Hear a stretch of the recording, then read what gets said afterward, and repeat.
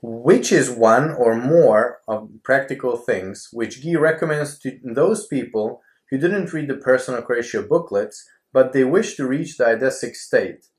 What is the first step to start when applying it to everyday life, or maybe to pass it on people so that they can proceed faster on this path? Okay, I will answer the first part. Okay. If you want to become an eidasic being, which is the ultimate goal of this evolution, why don't you start with reading the books and the booklets?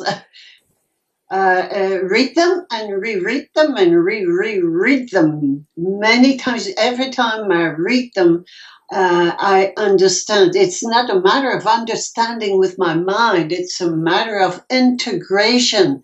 I just integrate the not only the information but the consciousness. And then in the booklets, you will find lots of examples of what we can do, how we can achieve, how we can behave differently. We have a behavior that we have learned in the old world, but how can we behave differently in the new world? So you can definitely find this in the booklets, in the books and the booklets.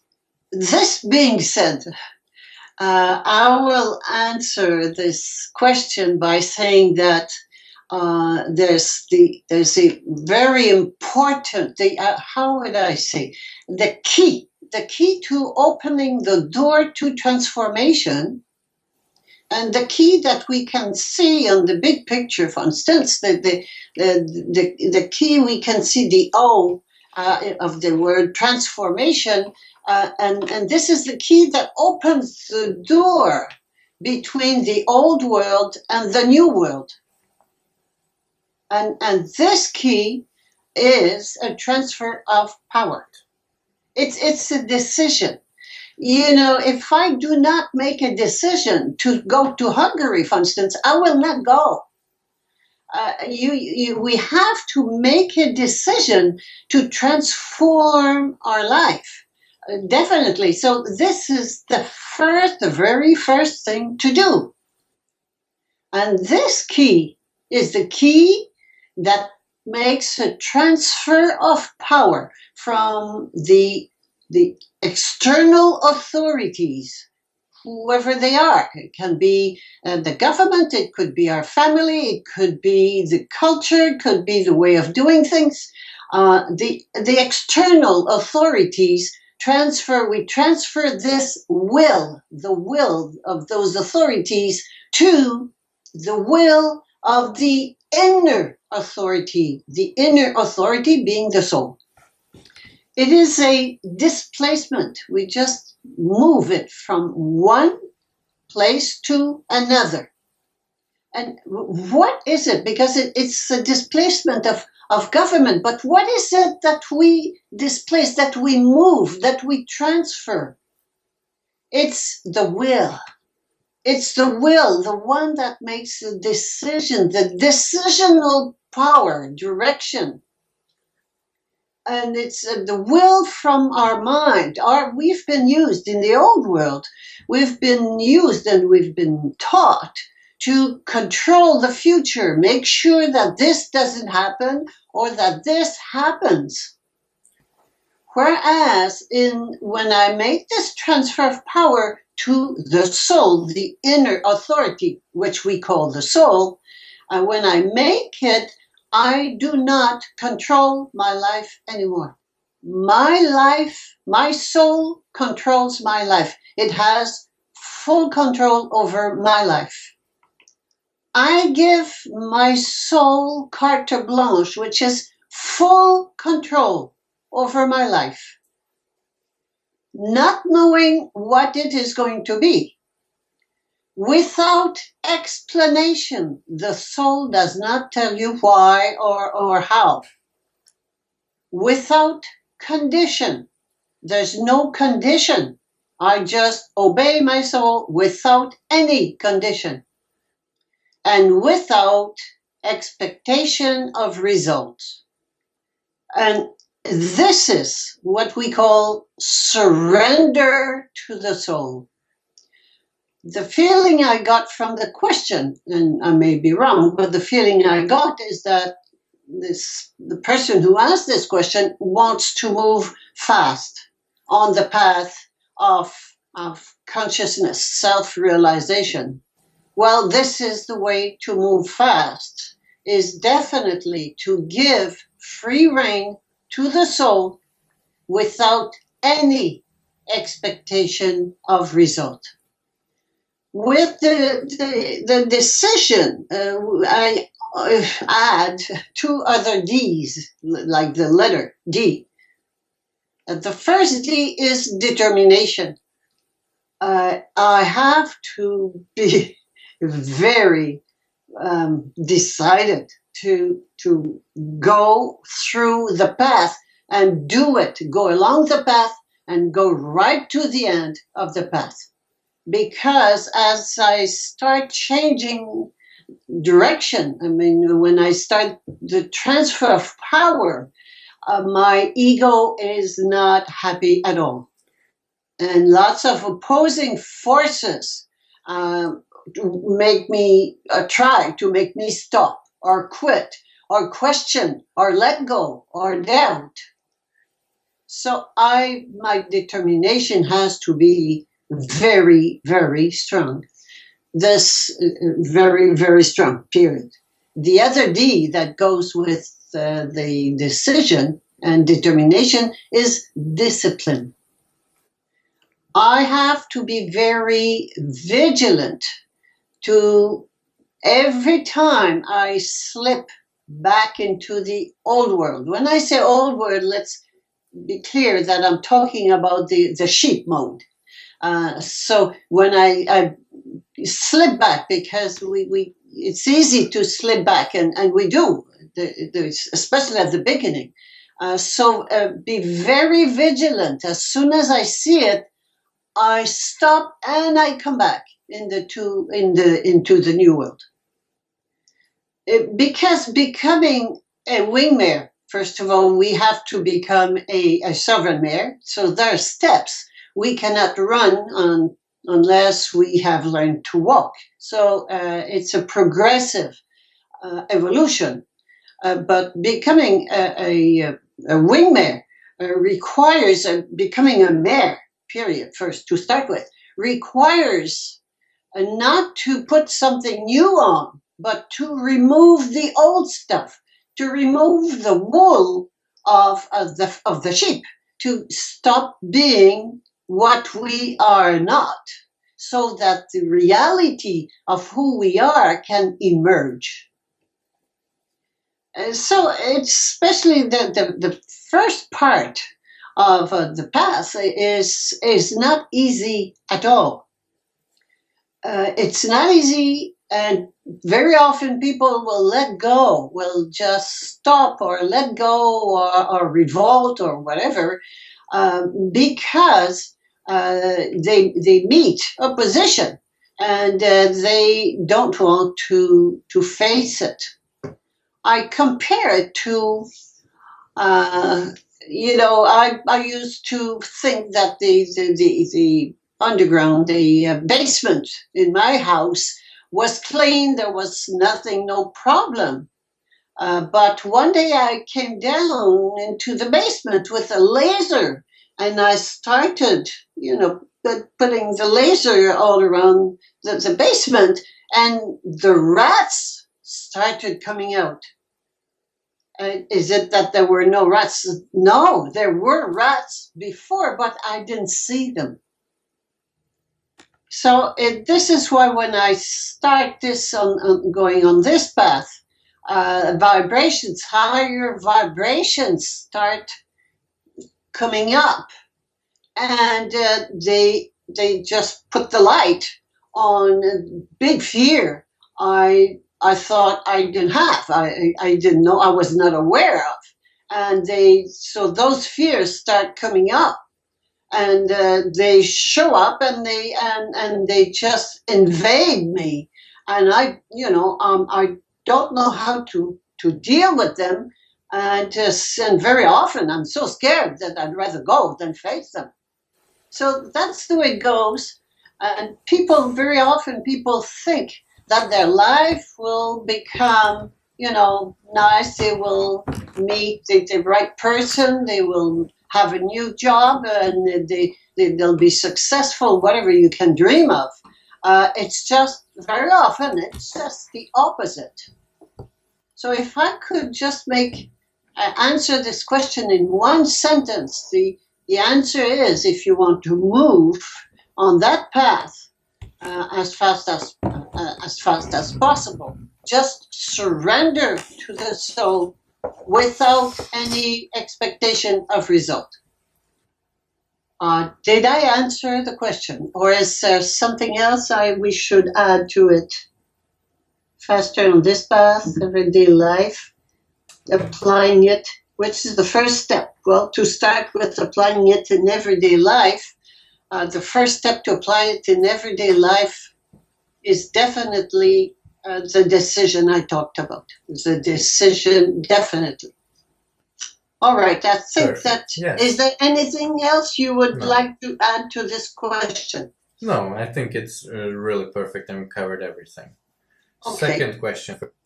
Which activities, occupations, or jobs are in harmony with the Personocratia? I had a few in mind, but they are in conflict with the Personocratic principles, so I would be happy if there would be a list of activities or jobs that I could choose which one I would actually like to do. Thank you.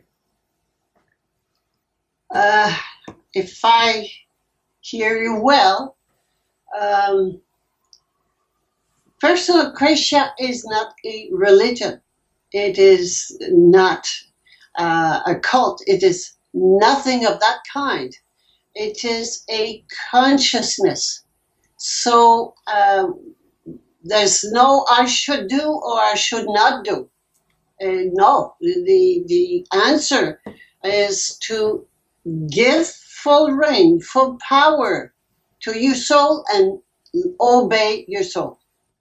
I'll give you an example that's very current these days. Elections that are happening, just going on, election campaign. The campaign is for elections, presidential elections is going on in France, and it's very important. And Personocratia, well, if you, for instance, the sheep will go and vote. The sheep vote for their shepherd. This is in the old world. And this is the world we're living in. When I say old world, I'm not talking about the past world.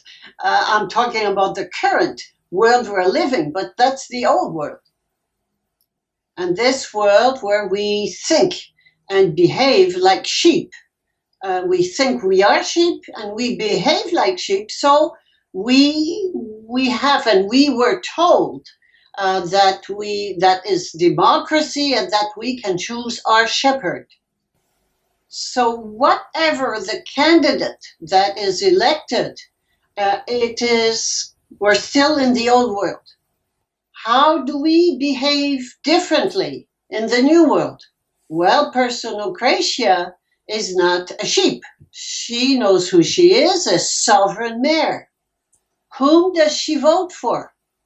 She votes for her soul. She votes for her soul and she obeys her soul. This being said, what should I do? Which is the question.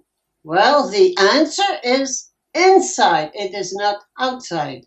So if I know that when I am in the consciousness of Personocratia, I will not give my power away. I will not give my sovereign power away to somebody else. But elections are coming up. Should I vote or not vote? Well, the answer is inside me. Ask your soul. Your soul will tell you what to do. And your soul and my soul, if I myself, your soul or my soul will tell you what to do. And if it tells me to vote, it will tell me, then I ask, whom should I vote for? Does it mean that I'm a bad wing mayor? I'm a bad mayor? I'm a bad sovereign mayor? It just means that there's still a sheep. We're in the sheep mode. This is what's going on now in our society. So there's no rule. Don't We cannot make rules, and you have to vote or not vote, or you have to vote for this one or that one. It doesn't work that way. Always go inside and listen. Ask your soul, what should I do? And then the second thing is without expectation of results. So whatever the candidate that is elected does not matter. It will be the best one for our evolution of consciousness. So that the recommendation I could make in this kind of situation is just obey your soul and then have no expectation. Don't rejoice or get sad with the results that will come out. But make sure that you work hard getting out of the sheepfold. This is what matters. Because you may be happy with the result of the voting result and say, well, okay, the shepherd will do it for me. The shepherd will solve the problems, our political problems, our financial problems, our social problems. If we have problems, it's because we have given our power away, and that we think we're sheep and we behave as sheep. So let's make the decision to become who we really are and move on that path and make it happen. Does that answer the question? I think it does, yes. Because we always want to know what we should do or not do. No. The answer is within, inside, in the soul. Ask the soul. Amazing. Thank you very much. The third question. Are you working on a new book? And if yes, what is the topic? Okay, I will. I have completed writing the booklets. That is done. I'll just start with the books that are there and just answer the question right after.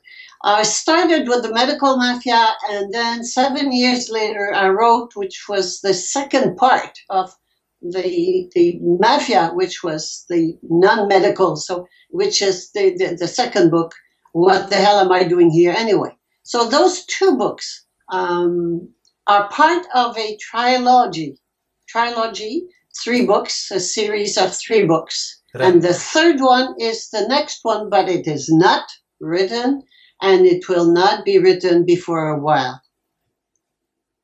So this answers the question.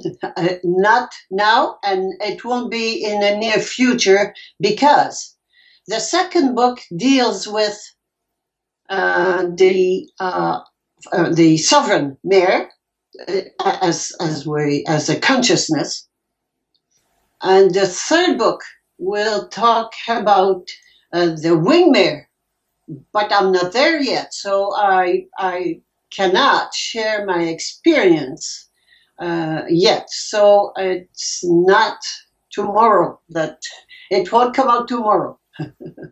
So this goes for the trilogy, but then in the meantime, I have written a series of booklets. The booklets is the application, how to use it. It's a how-to. There are how-to booklets that are deal with every system, every subject, how it works and how do we get out of it and behave differently. And this series of booklets is an initiative of your father, of Karsi, from Hungary. So it is. I'm delighted that he insisted so much on having them done, on publishing them, because they are an excellent tools, simple, easy to use tools for the path to go on the path of Personocratia. To be more specific, answering the question, I had two additional books about one is the trial of the medical mafia, and the other one was my experience in jail, Madame Guy. The book is called Madame Guy, when I went to jail, and the whole explanation of the law that has to do with it. I may have, down the road, a new book that I would have to write, but it's not there yet, and it may not come before the third book.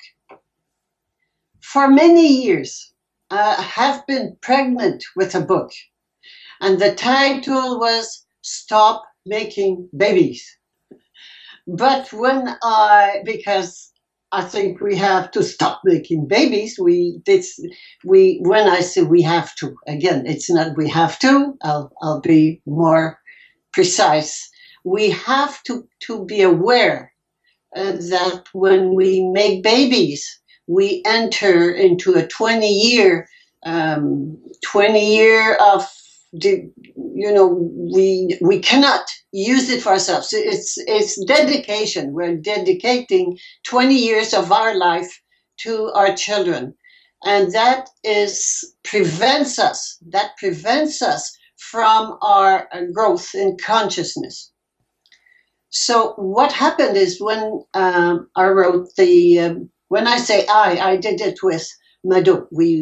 She was writing the booklets with me. When I got to the booklet on family, I provided all this information into the booklet, and the baby went away. I'm not pregnant anymore with the book. So that's about it. That's it. So I'll let you know when I'm ready to write or when I have written a new book. But there's nothing cooking and nothing on the back burner for the moment. We have written. It was a non-stop writing of the booklets because we wanted to get ready before. Have all the tools necessary for people before the big turmoil would show up. We're in it, but it could be worse, and people will definitely need those tools. So they are available, and I'm very grateful to all the publishers, including you in Hungary, all the publishers who have translated it and published it in their own country. That's it for the new book. Perfect. Next question. Could I also survive and make a living in Alaska too? If I know correctly, you live there. What should I bring with me? Well, Alaska, I don't live in Alaska, if that is the situation. I live in Canada. I live in Quebec, the province of Quebec. Just as I mentioned before, we had 1 meter non-stop of snow. It was non-stop. So we could hardly get to our car, walk to our car, to reach the car and to take the snow off the car and get into it. So it's something that can happen in this country. And in the summertime, it gets very warm. But I do not understand pretty well what the question is about. I don't think it has to do with the weather, but I don't know. I do not get the intention in the question. Can you help me with that, or you have any idea? My idea would be that is it more personocratic to live off the grid in Canada? Okay. That's my feeling. Personocratia is a consciousness that we may acquire, and that's why we have developed books and booklets and all sorts of tools that are available, lots of videos, lots of posters, and so on. So we can learn it. And when I say learn, it's not the proper word. It's not the right word. It's not the learning. It's an integration. In addition to that, there are workshops for people who want to move faster on that path. I encourage people to attend workshops and then use it in their country, teach it, share it in their own country. There are people already teaching it and sharing it in their country in Europe, and I recommend people to attend those workshops. I personally give one 10-day workshop a year in English, one a year in French, in Canada only. And some people who want to know more, they attend this workshop and then they go back home and share it with the others. So to be clear, I give one in English at Christmas time, one 10-day workshop at Christmas time, and one 10-day workshop in the summer, beginning of July. And this is definitely a way for people who want to share this, who want to develop, to learn about it, to do it, to move in that direction and share it with others and even teach it to others. This is the way. This is the way to do it.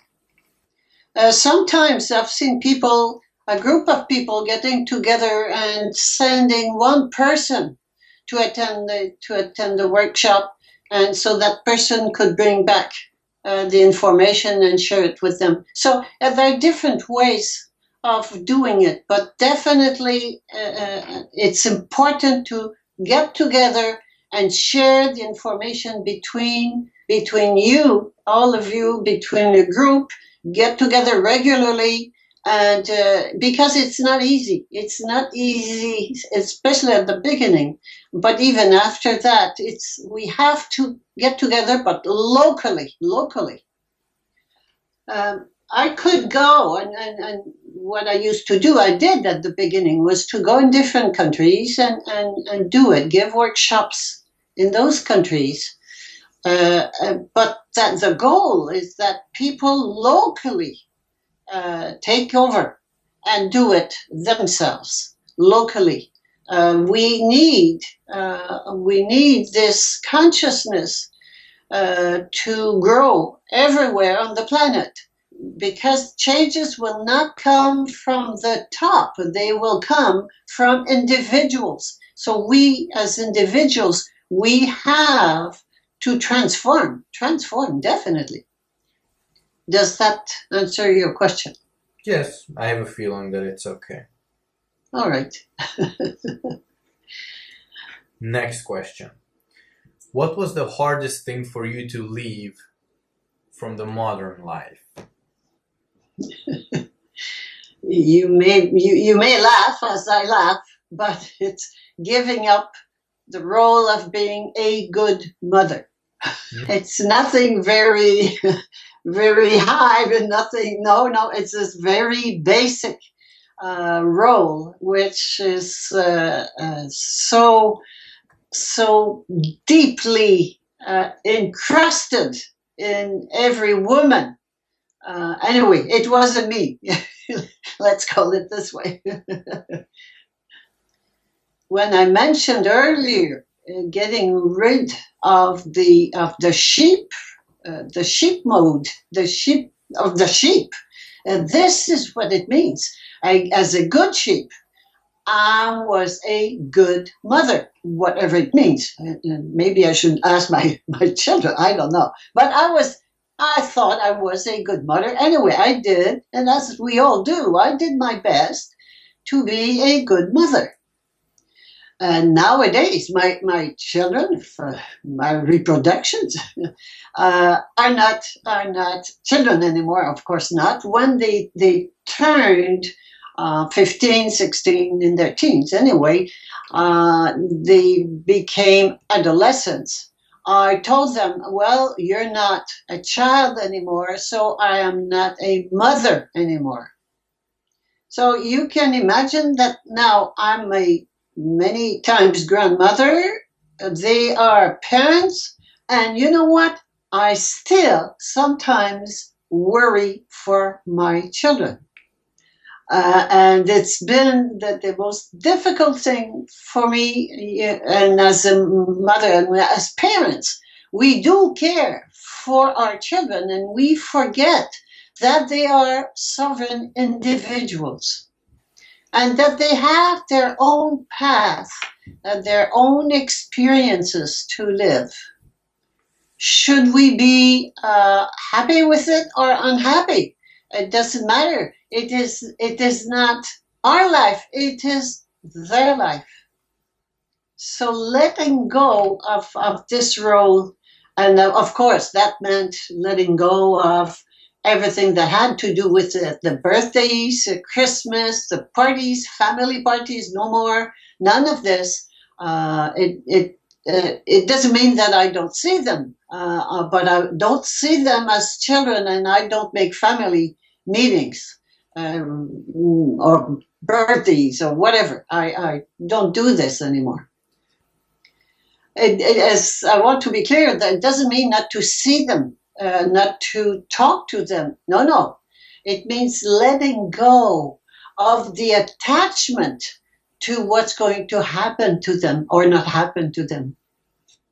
I'll just share a little experience I had recently. I'll just share it with you. My ex-husband passed away early in January, last January. And my children told me that they had great moments with him and that lots of things were settled. And anyway, their experience with their father when he was dying was great. When they told me that, my answer was, well, you know that I'm not going to die before I am at least 200 years old, and I hope you won't wait until my death to share with me important things that you would like to share. So I encourage people to solve any secret, any unhappy situation or any resentment or anything that's still hanging out there with your parents or your children, to tell the truth and just loop the loop of your past with your parents. So to close this question, yes, letting go of the role of mother, good mother, being a good mother, was the most difficult thing for me in my evolution of consciousness. Absolutely. Thank you very much. This would be all for the readers' questions, and soon we will move over to the next set of questions. So for the first question of István Jakab, his question is the family model truly dead? It is not dead for animals, but it is dead for humans. It is animalistic. It is the family is the herd, is the animal herd. that goes with reproduction, making babies, to avoid the extinction of the species. But we are not reproductors. We create. We are creators. So we have to let go of reproduction and the whole family that goes with it. When I say let go, I'm talking about let go of the attachment to the family, everything that it means. We like it. When people talk about family, they have a big smile, and a new baby just came in, and wow! But all this has to do with our vital body, energy, emotional, but it has nothing to do with reality of who we are. We are, anyway, let's not forget that humanity is coming to an end. Humanity is nothing but is a mere transition.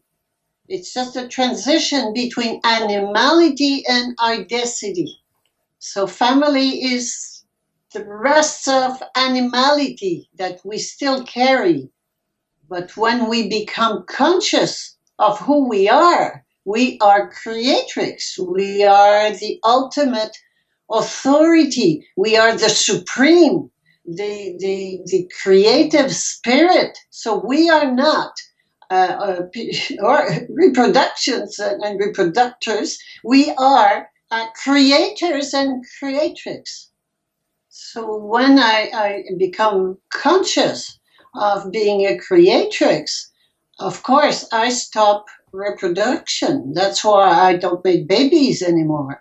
And beyond that, and something that people don't like to hear so much, but that is also the end of sexuality.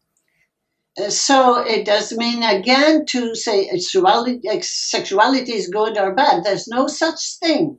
It's just that the more I become conscious of being a creatrix, of course, sexuality, which is meant to make babies, doesn't make sense anymore. It's not coherent.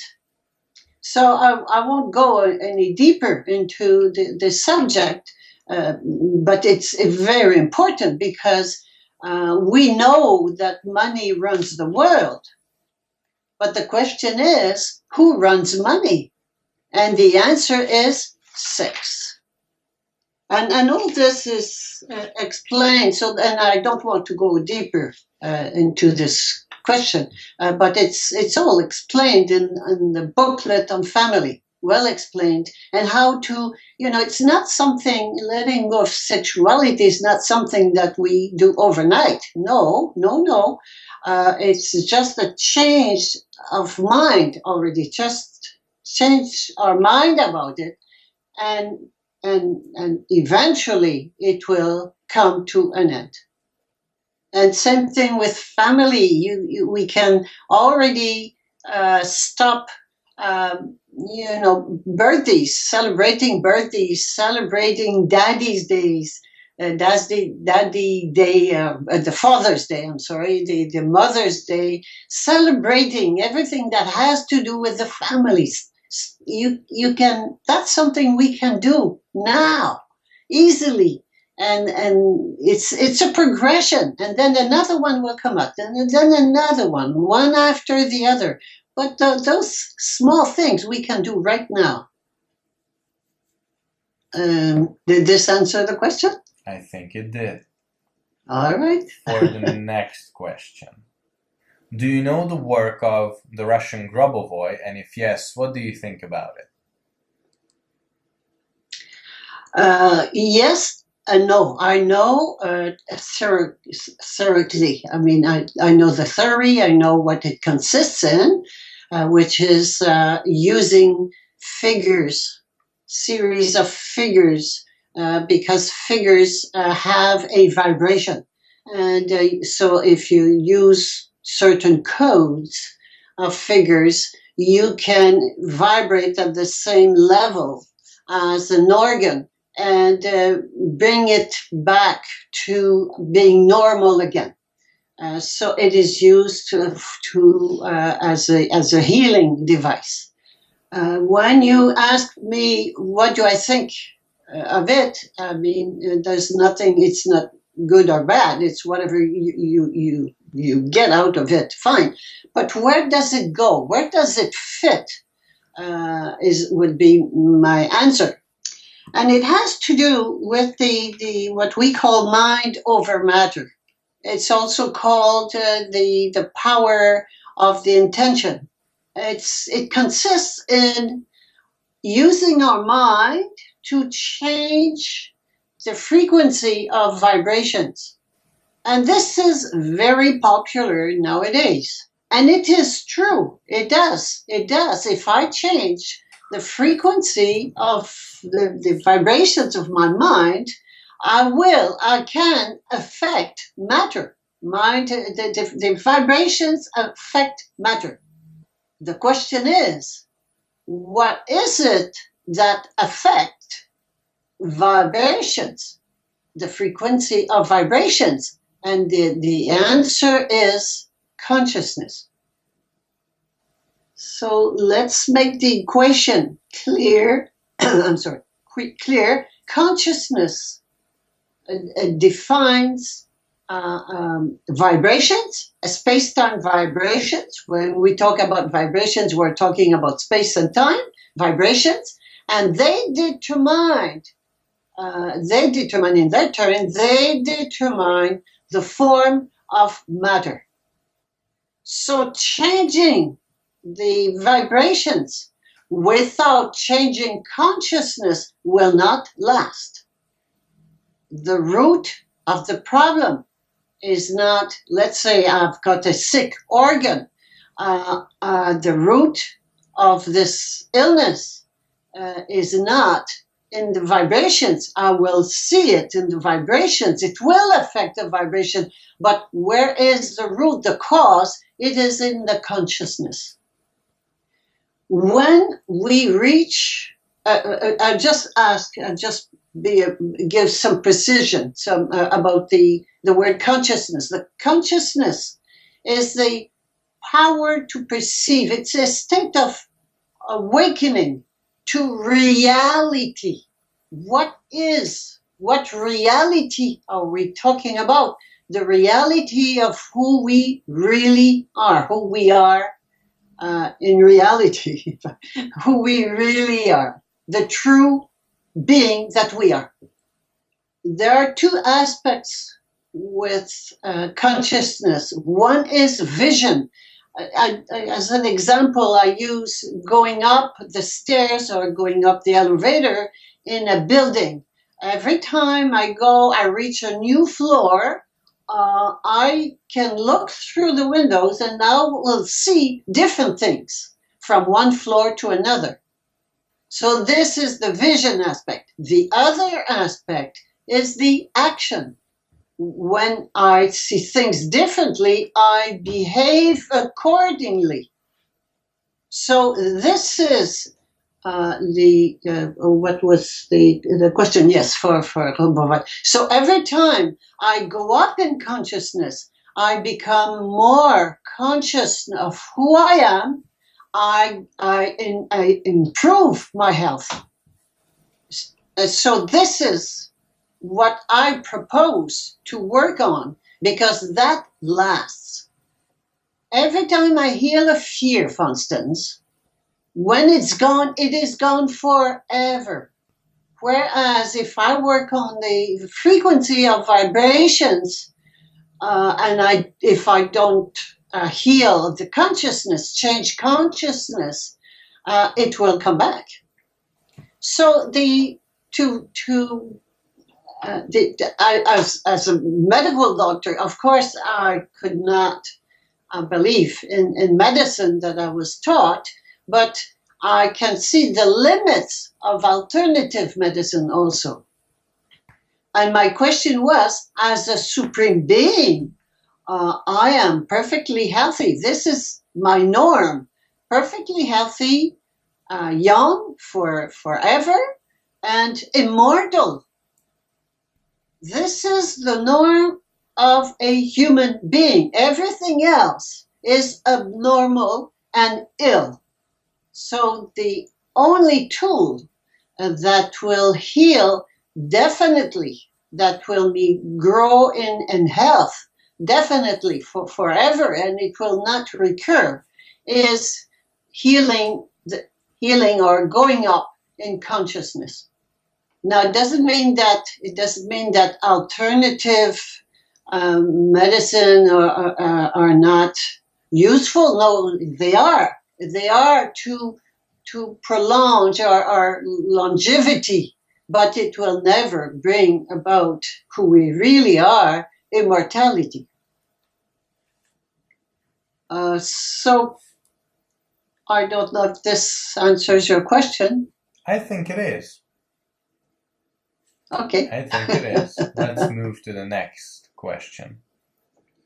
Is it true that this is really the end of the 5th civilization and the 6th civilization is waiting at the threshold? I don't know what the fifth civilization is precisely.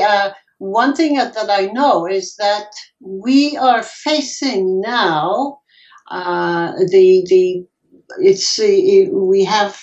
we're facing now a choice between our own transformation or our own destruction. So we are coming to an end of apocalypse, or whatever we call it. It's the end of a cycle, and that is the 7th one, the 7th cycle. Will we make it this time? It just depends on us. It's the end of it's the end of humanity. Either we disappear, which is we become robots, like it's proposed with the New World Order. We become robots, powerful humans, but robots.